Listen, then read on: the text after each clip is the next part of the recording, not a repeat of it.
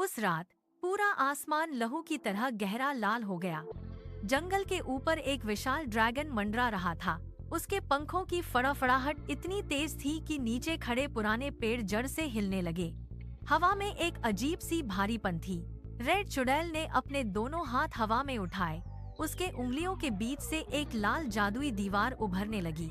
वह चिल्लाई, इसे बाहर मत जाने देना। लेकिन पास ही एक पेड़ के पीछे रेनबो परी दुबकी हुई थी। वह कांप रही थी। उसके हाथ अपने चेहरे को ढके हुए थे। वह ड्रैगन की ओर देखने की हिम्मत भी नहीं जुटा पा रही थी। पास की घनी झाड़ियों में रिया ने अपनी सांसें रोक लीं। उसने अपने घुटनों को छाती से सटा लिया और मिट्टी में दब गई। ड्रैगन की परछाई झाड़ियों पर रेंग रही थी। रिया ने अपनी उंगलियों से झाड़ियों की टहनियों को मजबूती से पकड़ लिया। क्या यह ड्रैगन सच में कोई राक्षस था? रिया ने अपनी पलकें झपकाना भी बंद कर दिया, क्योंकि उसे पता था कि एक छोटी सी आहट भी उसकी मौजूदगी उजागर कर सकती है। अचानक जंगल के रंगों ने अपनी चमक खोनी शुरू कर दी। हरियाली धीरे धीरे राख जैसे भूरे रंग में बदलने लगी। खिलते हुए फूल एक झटके में मुरझाकर जमीन पर गिर गए। पक्षियों ने चहचहाना बंद कर दिया और जंगल में एक सन्नाटा पसर गया। तभी आसमान से एक चमकती हुई रोशनी गिरी और रेनबो परी सामने आ गई। उसके माथे पर पसीने की बूंदें चमक रही थीं।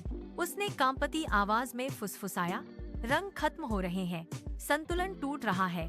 तभी जमीन में कंपन हुआ। पहाड़ों के पीछे से वह विशाल ड्रैगन दहाड़ते हुए बाहर निकला। उसकी आंखें जलते हुए अंगारों की तरह दहक रही थीं। रेड चुड़ैल ने अपनी छड़ी घुमाई और एक काला जादुई घेरा ड्रैगन के चारों ओर कस दिया। ड्रैगन ने फिर से दहाड़ मारी। रिया ने झाड़ियों से ध्यान से देखा। उस दहाड़ में कोई आक्रामकता नहीं थी। वह आवाज गूंजती हुई जंगल में फैल गई, लेकिन उसमें एक गहरा दबा हुआ दर्द था।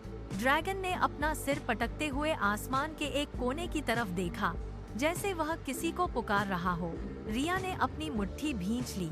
रिया ने अपनी सांसें थामी और झाड़ियों से बाहर निकल आई। उसके पैर मिट्टी पर दबे, लेकिन वह रुकी नहीं। उसने रेड चुड़ैल और रेनबो परी की चेतावनी को अनसुना कर दिया। वह सीधे ड्रैगन की ओर बढ़ी। ड्रैगन ने अपना विशाल सिर नीचे झुकाया। उसकी सांसें गर्म हवा की तरह रिया के चेहरे से टकराईं। रिया ने ड्रैगन के पंखों के बीच देखा। वहाँ एक गहरा कटा हुआ घाव था। उस घाव से जादुई रोशनी छन छन कर बाहर निकल रही थी। तभी आसमान का रंग अचानक बदल गया। ऊपर से एक काला घुमावदार तूफान नीचे उतरने लगा। रेड चुड़ैल और रेनबो परी ने अपनी पूरी ताकत से जादुई दीवारें खड़ी की, लेकिन तूफान का दबाव इतना अधिक था कि वे दीवारें कांच की तरह चटकने लगीं। रिया ने देखा कि ड्रैगन का घाव उस तूफान की ओर खिंचा चला जा रहा था। जंगल के पेड़ उखड़कर हवा में तैरने लगे। रिया के सामने अब दो ही रास्ते थे। तूफान की गड़गड़ाहट ने पूरी जमीन को हिला दिया। रिया ने बिना एक पल गंवाए अपना हाथ ड्रैगन के पंख पर रखे उस गहरे घाव पर टिका दिया। उसकी उंगलियां उस घाव की किनारों को छूते ही ठंडी पड़ गईं, लेकिन उसने हाथ पीछे नहीं खींचा। ड्रैगन के शरीर में एक जोरदार झटके के साथ कंपन हुआ। उसकी आंखों से आंसू की दो बड़ी बूंदें गिरीं। अचानक ड्रैगन के भीतर से एक प्रचंड गर्जना सुनाई दी। उसके घाव से 7 रंगों की एक तीव्र ब्लाइंडिंग रोशनी फूट पड़ी।